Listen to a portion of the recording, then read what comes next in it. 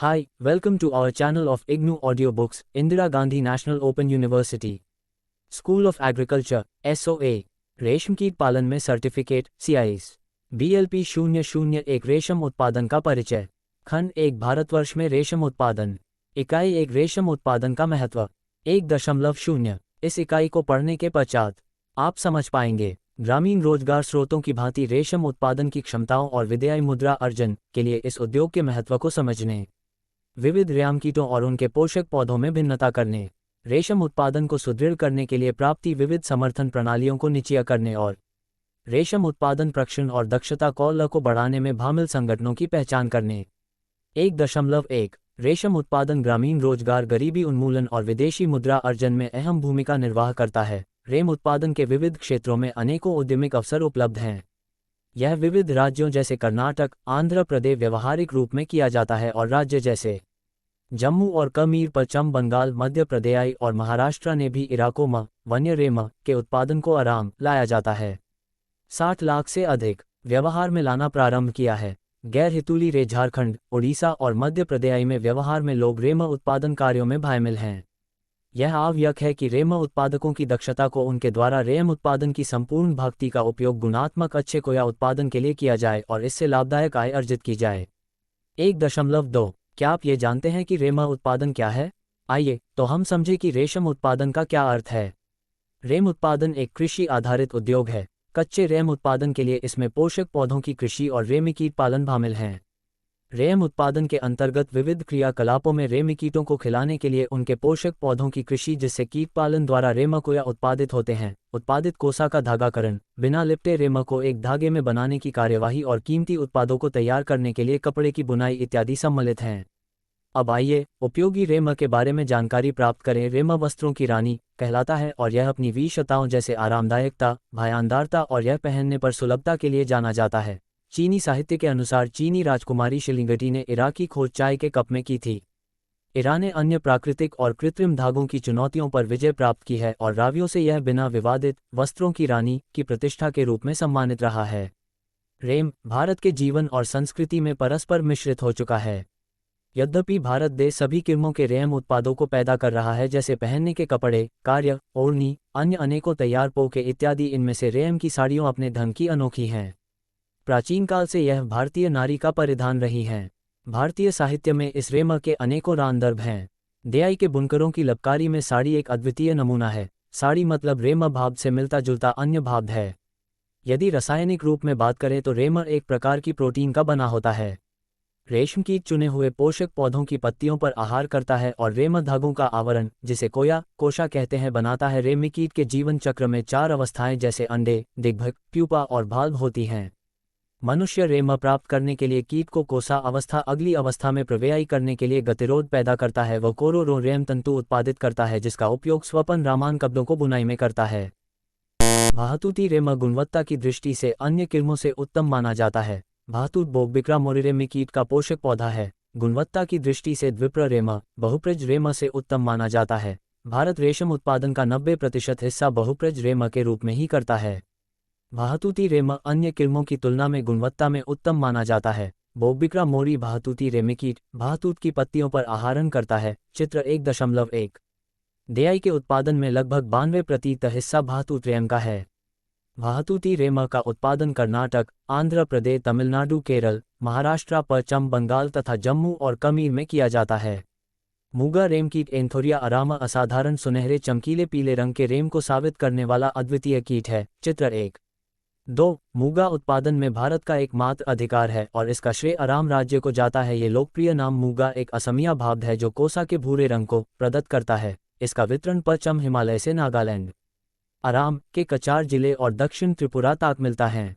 इराको रोमी डामरिटिक बहुप्रज रेशम कीट से प्राप्त किया जाता है. ये रेशम कीट सोम और शोव की सुगंधित पत्ती पर भोजन करते हैं और तरार की भांति ये भी पेड़ों पर पाले जाते हैं. मूंगा रेशम से कीमती उत्पाद जैसे साड़ी, मेखला, चादर इत्यादि तैयारी किए जाते हैं. संसार में भारत ही एक देश है जो मूंगा रेशम का उत्पादन करता है. देयाई के कुल रेशम उत्पादन में मूंगा की भागीदारी मात्र 2% ही है. मूंगा रेशम कीटों का कीट पालन अन्य घरेलू कीट पालन की तरह कमरों, घरों में नहीं होता है. एरी नाम अरामी भाग इरा से निकला है, जिसका मतलब अरंडी का पौधा जिसकी पत्तियां एरी रे मिकीटो का मुख्य भोजन है। इरा की उत्पत्ति भारत में हुई है। एमिकीट फिलोसोमिया रितिनी जो अरंडी के परामूह पर भोजन करता है को इरुडा अथवा एंडी चित्र 1-3 नाम से भी जाना जाता है। एरी रेशम के आर्थिक महत्व के अतिरिक्त इसका अलग से महत्व है कि इसके प्यूपों की को भी आहार के रूप में उपयोग किया जाता है। एरी उत्पादन एक घरेलू कार्य है। इसके प्रचुर प्रोटीन युक्त प्यूपे आदिवासियों के लिए स्वादिष्ट भोजन है, इसलिए आदिवासी इरा का संवर्धन करते हैं। एरी एक बहुप्रज रेम है जिसकी कताई रेम की अन्य किरणों से भिन्न है, क्योंकि इसके कोशाओं के दोनों छोर खुले हुए होते इसलिए कोशाओं की कताई दोनों सिरों से की जाती है। एरी संवर्धन कार्य मुख्यतः उत्तरी कचार मिकी पहाड़ियाँ, कामरूप और आराम में, उत्तरी गोलपारा, उत्तरी त्रिपुरा, मुजफ्फरपुर, भागलपुर और बिहार में पूर्णिया के क्षेत्रों में केंद्रित है। अब यह व्यावसायिक तौर पर देश के अन्य भागों में भी किया जाता है। इस रेम को आदिवासियों द्वारा अपने लिए चादर ओढ़नी बनाने के लिए उपयोग में लाया जाता है। तरार रे मिकीट उष्णकटिबंधीय और भीतोष्ण क्षेत्रों में पाले जाते हैं। इसके व्यवसायिकी उत्पादन के लिए वम एंथीरिया की 4 जातियां प्रयोग में लाई जाती हैं। उष्णकटिबंधीय रे मिकीट ए माइलिटा डी भारत और भीतोरन रे मिकीट ए प्राइली जे भारत, ए परनी जीएम चीन और यूएसएसआर और ए यामामई जीएम जापान में विश्व तरार उत्पादन के लिए महत्वपूर्ण हैं। तरार तूसा तांबे के रंग का खुरदरा रेम मुख्यतः आंतरिक सुराज्य के लिए प्रयोग में लाया जाता है। ये भातुत रेम से कम चमकीला होता है, लेकिन इसका स्वयं का अपना रप अनुभव और हृदयाक्षण युक्त होता है। तरार रे मिकीट एंथीरिया माइलिटा चित्र 1.4 मुख्यतः पोषक पौधे आरान और अर्जुन पर जीवन समृद्ध करता है। इन कीटों का पालन खुले वृक्षों पर किया जाता है। भारत में मुख्यतः तरार का उत्पादन महाराष्ट्र, पश्चिम बंगाल और आंध्र प्रदेश के अतिरिक्त झारखंड, छत्तीसगढ़ और ओडिशा राज्यों में किया जाता है। तरार संवर्धन भारत के अनेकों आदिवासी समुदाय के लिए जीवन का मुख्य आधार है। 1.4 रेशम उत्पादन पद्धति ग्रामीणों के लिए अनेकों तरीकों से लाभदायक है और आगामी पृष्ठों में इसके महत्व को समझाया गया है। अधिक रोजगार देने में सामर्थ्य ये रोजगार को प्रदान करने का साधन है। आप ये जानकर आश्चर्यचकित होंगे कि रेम उत्पादन उद्योग हमारे देश में 60 लाख लोगों को प्रति वर्ष रोजगार उपलब्ध करा रहा है। यह क्षेत्र हमारे देश में एक श्रम दिवस को पूरे वर्ष भर प्रत्येक 3 के रोजगार को ग्रामीण क्षेत्रों में पैदा नहीं कर सकते हैं। इसके कारण रेम उत्पादन उद्योग को ग्रामीण के पुनः निर्माण हेतु उपयोग में लाया जाता है। रेशम उत्पादन एक कृषि आधारित प्रमुख रोजगार है जो गांवों में समृद्धता उत्पन्न करता है। इस उद्योग से राम के धागे अंतिम उत्पाद की कुल कीमत का 57% हिस्सा कोसा उत्पादकों को वापस मिल जाता है। कम समय, कम निवेश और अधिक आय का स्रोत रे मिकीट पालन को प्रारंभ करने से पहले कीटों के पोषक पीढ़े भातुत को बढ़ने के लिए 6 माह का समय लगता है। भूमि और रेम कीट पालन गृह की कीमत को निकालकर केवल रु 12,000 से 15,000 इसमें न्यायी भातुत कृषि और रेम कीट पालन को 1 एकड़ सिंचित भूमि में करने के लिए पर्याप्त है। भातूत का पौधारोपण यदि एक बार कर लिया जाता है तब यह न्यायी प्रबंधन के आधार पर यह रेम कीट पालन के लिए 15-20 वर्ष तक लगातार पत्तियों का उत्पादन देगा। उष्णकटिबंधीय स्थिति के अंतर्गत रेम कीट की एक साल में 5 फसलें ली जा सकती है। अनुमोदित की गई कृषि पद्धतियों के अनुकरण से एक किसान रु 30,000 तक का लाभ 1 एकड़ भूमि प्रति वर्ष प्राप्त कर सकता है। महिलाओं का अनुकूल व्यवसाय रेम उत्पादन के अंतर्गत रामरत क्रियाएं जैसे भातूत बागान प्रबंधन, पत्ती संग्रहण और रेम कीट पालन इत्यादि महिलाओं द्वारा अधिक प्रभावी ढंग से किए जाते हैं। यहाँ तक भी हालांकि कोसोत्तर गतिविधियों जैसे रेम भागाकरण, ऐंठना, कपड़े की बुनाई, इंगानी को भी विस्तृत रूप से उनके द्वारा काफी समर्थन मिलता है। वातावरणीय मित्र गतिविधि भातूत पौधा एक बहुविषीय गहरी जड़ों युक्त अत्यधिक हरी पत्तियों के उत्पन्न करने वाला होने के कारण यह मृदा संरक्षण में अपना सहयोग प्रदान करता है। इसकी पत्तियों पर रेमी कीट पालन करके कीटों के मल को भातूत बागान में पुनः खाद के रूप में उपयोग में लाया जा सकता है। श्रमिक राधन कृषि आधारित गतिविधि होने एवं धुएं विसर्जित करने वाले यंत्र सम्मिलित 1 एकड़ भातूत कृषि 5 लोगों को पूरे वर्ष रोजगार को उपलब्ध कराती है। 1 हेक्टेयर में भातूत कृषि और रेम कीट पालन के दौरान प्राप्त मल से 5,000 की ग्रा वर्मी कंपोस्ट से प्रति वर्ष उत्पन्न किया जाता है। नहीं होने के कारण ये पर्यावरण मित्र है। भातूत पादपों की गहरी जड़ों की प्रकृति के कारण सरकार द्वारा प्रारंभ किए गए विकास कार्यक्रमों में भातूत पौधारोपण को उच्च भूमि के क्षेत्रों, खाली भूमि, पहाड़ों के ढलान जहां बिना उपयोग में लाई गई कृषि योग्य भूमि में और वर्षा आच्छादित क्षेत्रों में रेम उत्पादन के लिए उपयोग में लाया जाता है। 1.4.1 कृषि प्रभुत्व वाले भारत जैसे देश में ये समझना बहुत ही आवश्यक है कि राजकीय योजनाओं में रेशम उत्पादन क्यों महत्व प्राप्त कर रहा है। आगामी 2 अनुच्छेदों में आपको इस बारे में जानकारी दी जाएगी। रेम कीटों के पोषक पौधों का पौधारोपण विभिन्न मृदाओं में जैसे रामतल से पहाड़ी क्षेत्रों यहाँ तक कि कम वर्षा वाले क्षेत्रों में भी किया जा सकता है। रेम उत्पादन ने विकसित देशों की सामाजिक आर्थिक संरचना में महत्वपूर्ण योगदान दिया है, क्योंकि इराको अन्य फसलों के उगाने के दौरान या किसान अपने खाली समय में इसको कर सकता है। यह महिलाओं के लिए तो बहुत ही उपयुक्त व्यवसाय है, क्योंकि वे रेमी कीटों का कीट पालन अपने अन्य घरेलू कामों के दौरान कर सकती हैं। उपरोक्त ज्ञान के अतिरिक्त निम्नलिखित कुछ बिंदु रेम उत्पादन के संबंध में व्यक्तिगत स्तर पर अधिक प्रकाटी डाल सकते हैं। परिवार स्तर पर अच्छी आय को देता है। कम निवेश द्वारा इसको प्रारंभ किया जा सकता है। न्यूनतम तकनीकी की लय से इसको अपनाया जा सकता है। रेम कीट पालन की अधिकतर क्रियाएं लगातार नहीं की जाती हैं और यह घर के अंदर तक ही सीमित है। घर पर बैठे रोजगार को उपलब्ध कराता है। पूरे वर्ष भर कम अवधि के अंतराल पर आय देता है। छोटे और सीमांत भूमि धारकों के लिए अधिक उपयुक्त है। लघु रामे में लंबी अवधि तक स्थिर रहने वाली फसल है। परिवार और बेरोजगार नौजवानों को सम्मिलित करता है। अंतिम उत्पाद के लिए बाजार में इसकी मांग की उपलब्धता है। राष्ट्रीय स्तर पर रेम उत्पादन निम्न बिंदुओं के कारण महत्व को प्राप्त करता है। हथकरघों और विद्युत खर्चों के लिए कच्चे माल को उपलब्ध कराता है। इस प्रकार बुनकरों और इरा उद्योग के दूसरे अन्य कार्यों में जुड़े हुए लोगों को उनकी जीवन याचिका में सहायक होता है। विदेशी मुद्रा को प्राप्त करने और निर्यात के खर्चों में कमी करने में सहायता करता है। ग्रामीण विकास योजनाओं को सहायता देता है, क्योंकि इसके अंतर्गत ग्रामीण श्रमिकों को रोजगार मिलता है। ग्रामीण कार्यकर्ता समुदाय के पलायन को रोकता है, इस प्रकार बाहरीकरण की करता है, इस प्रकार समस्याओं को कम करता है। सहायक उद्योगों के लिए कच्चे माल को उपलब्ध कराता है। 3. उपोत्पाद को उपयोग में लाकर उनसे मूल्यवान उत्पाद को तैयार करने के अवसर भी इसमें हैं। उपरोक्त वनगत लाभों के साथ साथ यह रेम उत्पादन लोगों की आर्थिक अवस्था को सुधारने में सहायता करता है, जिससे राष्ट्र के आर्थिक विकास में भी सहायता मिलेगी। 1.5 आइए रेमी कीटों को समझने का प्रयास करें जो बहुमूल्य रेम का उत्पादन करते हैं। आज आम आदमी यह समझ चुका है कि प्रकृति में रेम भाल्वों की बहुत सी किस्में पाई जाती हैं। उनमें से एक अंधी न उड़ने वाली भाल्व बोबिक्स मोरी 4 से 6 दिनों में 500 या इससे अधिक अंडों का निक्षेपण करती है, उसके पश्चात वह मर जाती है। चित्र 1.5। बोबिक्रा मोरी द्वारा पैदा किया हुआ धागा चिकना, पतला और गोल होता होगा। आज रेमी कीट बोबिक्स मोरी की भाल्व ने उड़ने की क्षमता खो दी है और केवल युग्मन और रेम उत्पादकों हेतु अगली पीढ़ी में कोया उत्पादन के लिए अंडे को प्रजनित करती है। 1.5.1 ये जानना रुचिकर है कि रेमी कीट डिंभक कैसे विकसित होता है और कब ये रेम के धागे की कताई करता है। रेमी कीट अपने जीवन में 4 अवस्थाओं से गुजरता है। रेमी कीट अन्न से स्फुटित होने के पश्चात कीट दिन और रात हाथ से तोड़ी गई भातूत की रसदार पत्तियों पर आहार करता है, जिसके फलस्वरूप इनका विकारा होता है। इसके लिए जब तक वह द्वितीय निर्मोचन से गुजर नहीं जाते, जिस कक्ष में उनको पाला जाता है उसके तापक्रम एवं आर्द्रता को निश्चित मात्रा बनाए रखा जाता है।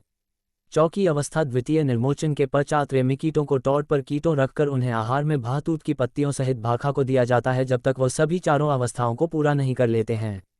रेमी कीट जब एक अवस्था से अपनी दूसरी अवस्था में प्रवेश करता है, वो इस दौरान अपनी त्वचा को विमोचित करता है। इस प्रकार रेमी कीट लगभग 1 माह में अपने आकार में 10,000 गुना वृद्धि करता है। इस दौरान में कीट अपने भारीर से सफ़ेद भूरे रंग की त्वचा को 4 बार निकालता है। रेमी कीट तब तक आहार ग्रहण करता रहता है जब तक कि वे अपनी अगली अवस्था, जो प्यूपा अवस्था भी कहलाती है, के लिए कोशा निर्माण नहीं करते हैं।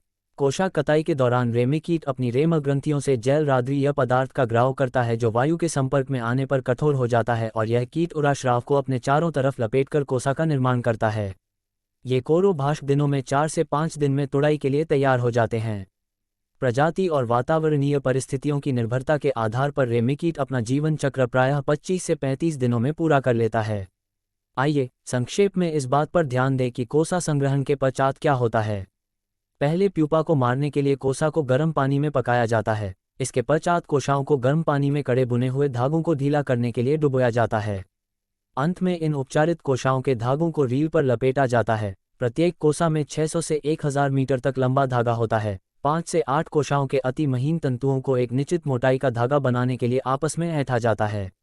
अंत में रेम के धागों से कपड़ों की बुनाई की जाती है। इन्हें कढ़ाई के कार्य के लिए उपयोग में लाया जाता है। रेम से बनाए गए कपड़े केवल सुंदर ही नहीं और बल्कि वजन में भी हल्के होते और यह ठंडे मौसम में गर्म और गर्म मौसम में ठंडे होते हैं। धागाकरण की विस्तृत जानकारी एवं अन्य कोशोत्तर प्रौद्योगिकी गतिविधि के लिए खंड 2 इकाई 2 का संदर्भ लिया जा सकता है। रेम का धागाकरण और कलाई हमेशा से ही महिलाओं के घरेलू कार्य माने जाते हैं। कपड़े की बुनाई और कताई को कार्य गलाओं के साथ ही साथ महिलाओं द्वारा घरों में भी किया जाता है।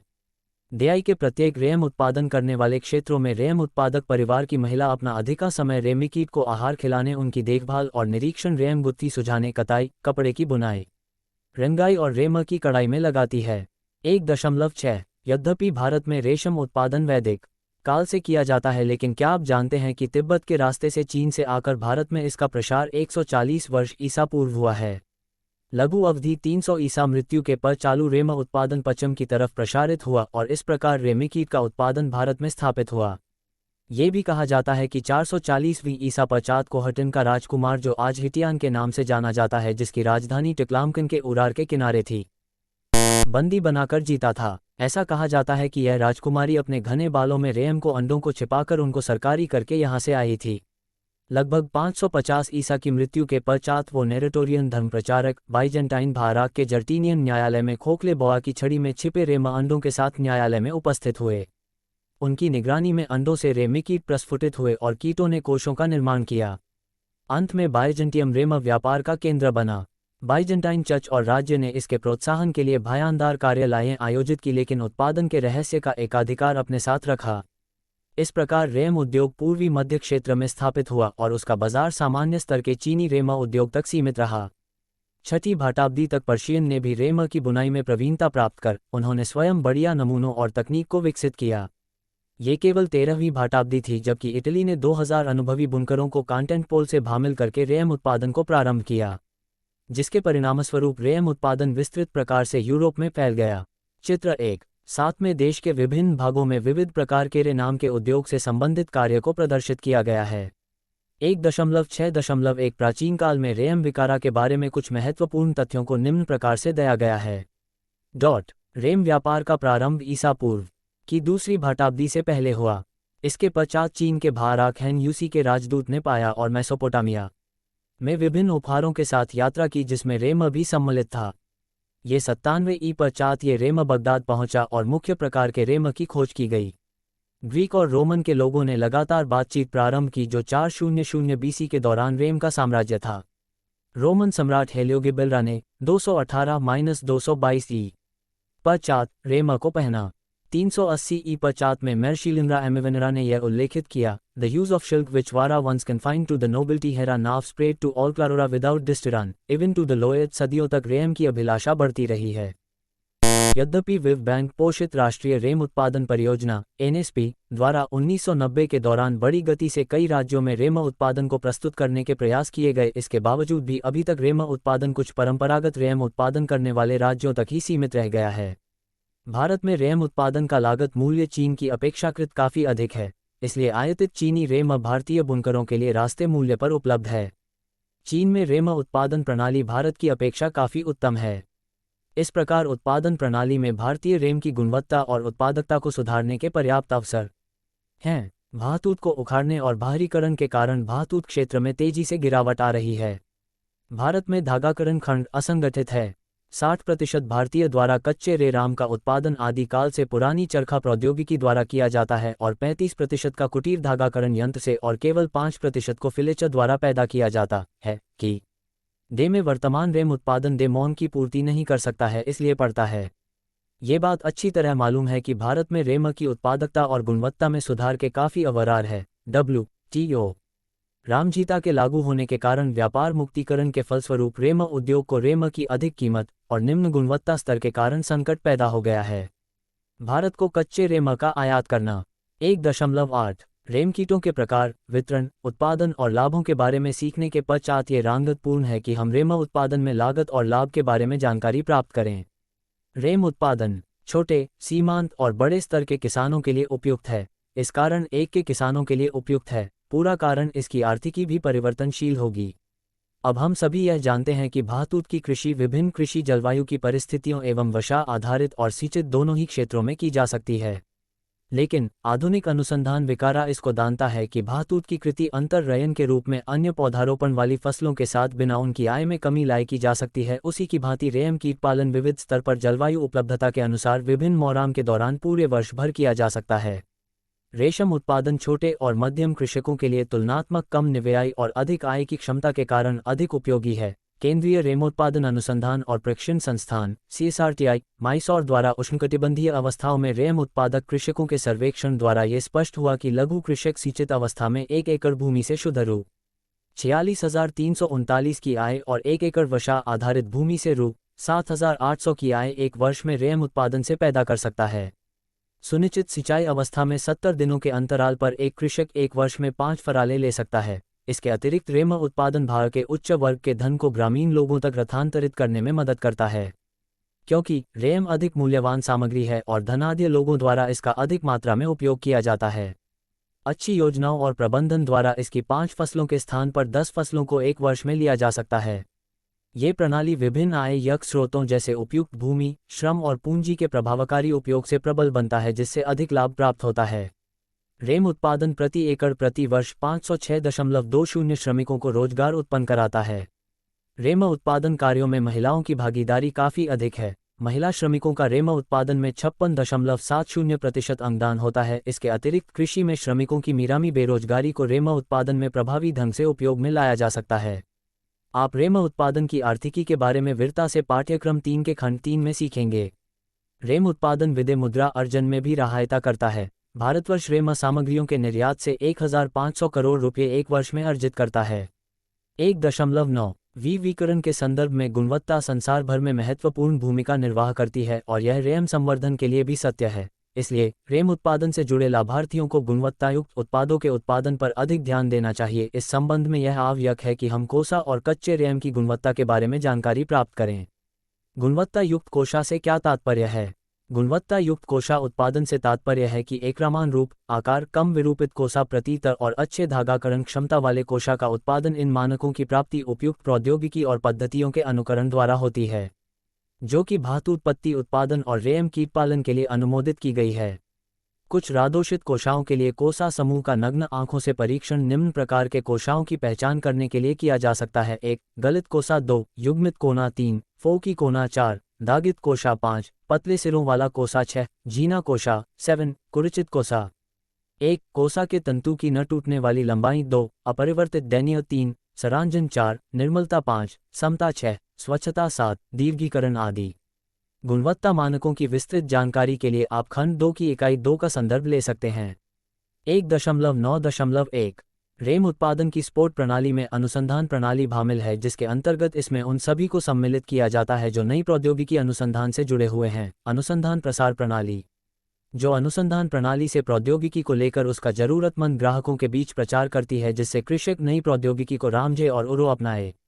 कृषक प्रणाली, जिसमें सभी श्रेणी के कृषक होते हैं, को रखती है। ये नए अनुसंधान परिणामों को अपनी आर्थिक संपन्नता के लिए उपयोग में लाते हैं। अनुसंधान प्रसार प्रणाली जरूरतमंद कृषकों में प्रौद्योगिकी के प्रचार के पश्चात नई प्रौद्योगिकी की उपयुक्तता के बारे में कृषकों की राय को इकट्ठा करती है और इसके पश्चात अनुसंधान प्रणाली के आगे बढ़ाती है वापस लौटाई गई जानकारी। अनुसंधान प्रणाली द्वारा नए अनुसंधान कार्यक्रमों के आविष्कार के लिए अथवा कृषकों द्वारा पहले ही से उपयोग में लाई जाने वाली प्रौद्योगिकी को परिवर्तित करने में उपयोग में लाई जाती है। 1.10 रेम उत्पादन कृषि आधारित व्यवसाय है, जिसमें पोषक पौधों की कृषि और रेमी कीटों में कीट विविध प्रकार के रेमों का उत्पादन है, जो मूंगा रेमा का उत्पादन करता है। संसार के विभिन्न भागों में इसका वितरण उद्यम है, जो कृषक रेशम और धागों को अंतर्राष्ट्रीय का कीट पालन शामिल है, विविध प्रकार के रे करते हैं। संसार में भारत मात्र एक ऐसा दे रेम उत्पादन की उत्पत्ति चीन में हुई थी और रेम मार्ग से हुआ है। रेमी कीट अपने जीवन चक्र में विविध अवस्थाओं अंड, डिंभक, प्यूपा और वयस्क से गुजरता है। रेमा उत्पादन वातावरणीय मित्र परिवार के लिए पर्याप्त आय और रोजगार को पैदा करता है। ये दे का विविध दे को निर्यात करके विव्यायी मुद्रा को अर्जित करता है। रे स्तर पर गुणवत्ता के लिए उत्पादित कोसों एवं कच्चे रेमा को उनके गुणों के आधार पर वर्गीकृत किया जाता है। श्रेणीबद्ध वर्गीकरण के लिए कोसा कवच अनुपात और दैन्य गुणवत्ता के महत्वपूर्ण मानक है, जिनकी जांच पड़ताल रेम के वर्गीकरण के समय करनी चाहिए। गुणवत्ता का निर्धारण रेमी कीटों की प्रजाति और पत्तियों की गुणवत्ता द्वारा भी किया जाता है। कृषक अनुसंधान संस्थानों से विकसित तकनीकी के प्रसार में अपनी कठिनाइयों को अवगत एवं उनके समाधान के कारण तकनीकी के हस्तांतरण की सुनिश्चितता के लिए जुड़े हुए हैं।